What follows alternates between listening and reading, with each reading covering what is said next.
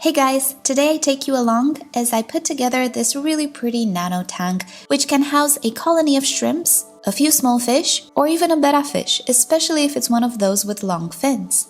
It's no CO2 and pretty much headache-free, so here we go. First off, the tank is handmade. This is what I like to call a low cube. It is my favorite. I really dislike high cubes, and it's a 22.5 or 6-gallon tank. The filter is the one I always rave about, the Sun Hang-On filter, which is extremely quiet, and the filter media is Seagem Matrix. For soil, I'm using the Tropica soil, which I find locally and I really like it. All of my tanks have Tropica soil. And it will help condition the water for the animals that I intend to house here. I'm not going for any type of aquascape, but I'm trying to create a little slope, higher at the back and lower at the front. For rocks, I'm using petrified wood. These are neutral and they will not change the parameters of the water, which is important for the animals that I'm gonna have here. Many of the grayer rocks used in aquascaping actually can increase the hardness and even pH of the water. Petrified wood, though, doesn't do that. So you know me, I fiddle with the decorations quite a lot before I find the perfect arrangement. For wood, I'm using spider root. It's a beautiful type of wood. Downside is, it floats. Every single time. I'm having a love-hate relationship with this type of wood, but I had it around and I didn't want to spend a lot on the setup. In time, the wood will stop floating, but I find it's always slightly buoyant, so what I like to do is glue it to the rocks. I'm using super glue, and I'm trying a very thick gel super glue this time to see if it holds it in place. And it actually does.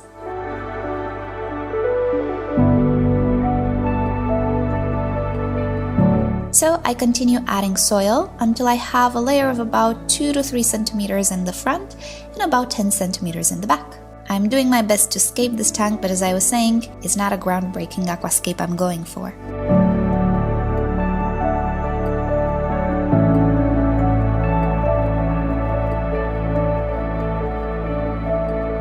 The plants I chose are really easy to keep plants. Keep in mind, I don't want to use CO2 with this tank, so cryptocorynes, Pagostemon hellfairy, and Anubias plants are perfect for these types of scapes, which don't necessarily even have high amounts of light. All of the plants I'm using in this tank are very low maintenance, and they fit perfectly in a low setup tank.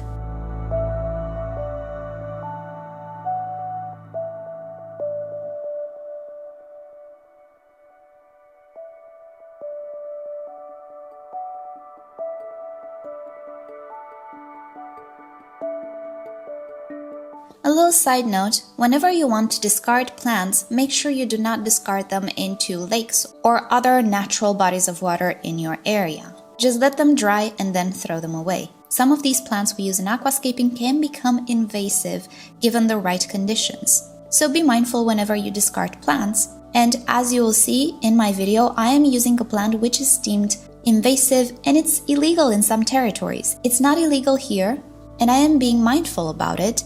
And this is the Kabamba you see here. I'm not sure how it's gonna do in this setup, and I don't want to recommend it being that it is invasive, but personally I quite like it. I just need to be careful how I discard it. Next up, I'm using some Seagem Stability. This will help my tank balance a little faster by adding some nitrifying bacteria. Even so, it doesn't mean that I can add animals right away. The Tropica soil will release some ammonia in the water, and even if, compared to other soils, it's very mild, it still raises the ammonia in the first week. So in the first week, we're not gonna add anything, but I have to say I really like how it's looking already. Wait until you see how it ends up looking.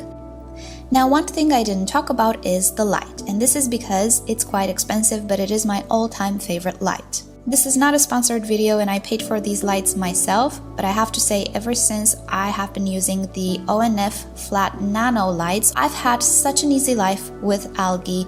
Everything grows beautifully, there is no excessive algae. So if it is within your budget and you were considering buying the ONF flat nano, check the description. I have a full non-sponsor review on this light and I hope it will help you make a more informed decision. I personally love it and I use it on all my nanos. And here we are 1 week later. We're already looking quite a lot better. The wood has a lot of biofilm, or some people call it a fungus, which is very normal in the first weeks of a new setup. but it will be taken care of, no worries, because today it is time to add the animals. The aquarium is very stable. I have tested the ammonia, nitrite, and nitrate, and everything looks great. I also added a heater.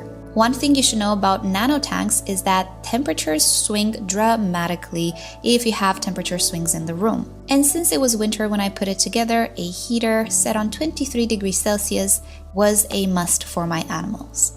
And as some of you already guessed in the short that I posted, the animals that I will add are shrimps. More specifically, the crystal black shrimp.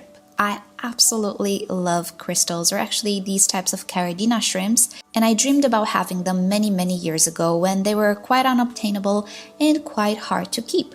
But nowadays, due to the various products we have available, they're very easy to keep, even by more beginner fish keepers. The black crystal shrimps look exactly like the red crystal shrimps, but instead of red, they have black. And yes, they still look like little sheep grazing on grass to me, and I absolutely love them. For whatever reason, the black crystal shrimps are a little more rare in my region, but from time to time, they absolutely appear, and I bought myself 10 beautiful little shrimps. By the way, I have an easy beginner tutorial if you're interested in growing these shrimps in a nano tank in your home. I'll link you to it down below. If you're into this for profit, this might not be the ideal setup, but if you just want a small colony of shrimps, I find that this is the perfect tank. Easy to manage, and it also looks great. Speaking about the red crystals, let me give you an update on my red crystal colony.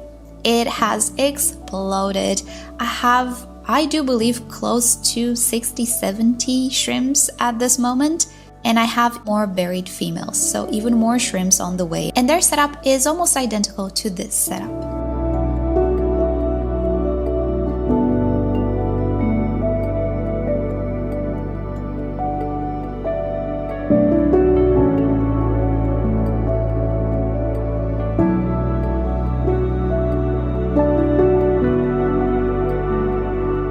And this is the tank today. The cryptocorynes melted, and this is because the water that I initially placed in was very cold since I cycled this tank with tap water, but it's growing back. It is quite common to have the crypts melt. Everything else though did absolutely great. I need to re-glue the moss in one place, but other than that, everything is good. I now use reverse osmosis water with bee salt from the Nerle like I do in my red crystal shrimp tank, and my shrimps are super happy. In fact, I do have 3 or 4 females that have eggs, so baby shrimplets are on the way. I arranged this tank next to my red crystal shrimp tank, and it looks absolutely amazing. I'll be sure to make a video about my nano tank stand because it is an IKEA shelf and I think it's a great stand. So stay tuned for that.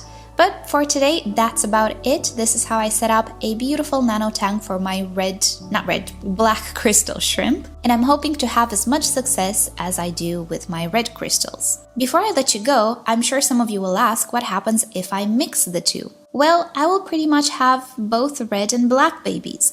But the black gene is dominant over the red gene, so in the end, I'll end up with more black crystals than red crystals. What will not happen is I will not have a whole bunch of brown babies. The black crystals that are more brown than anything are actually what they call a low-grade black crystal shrimp. And they will result depending on the genetics. It's not necessarily because we are combining them with the red crystals. And actually, if you search on YouTube, you will see a lot of shrimp channels dedicated to breeding for performance, let's say, where you can obtain beautiful hybrids from these shrimps if you combine them. I don't know the ins and outs of that, but definitely if you put them together, they will interbreed, and in the end, the dominant gene will take over the entire tank. So this is why I didn't want to mix them. I want to keep the reds making other red baby crystals and the blacks making black crystals. At some point, if I want to hybridize them, I will arrange a separate tank just for that, and we'll see what happens. But for now, I just want to keep the line pure because I really do enjoy them as they are. So with that said, thank you so much for watching. Hope you've enjoyed hanging out with me today and you've enjoyed this video. I'm taking care of them exactly like I say in my tutorial. I'm feeding them with the Nerle, Shrimp King food, and it's pretty easy otherwise. They don't really require much. And I think you'll agree they're just adorable to look at. Alrighty, so with that said, I hope you all enjoyed today's video and you have a great day. Subscribe for more videos and I'll see you next time. Bye!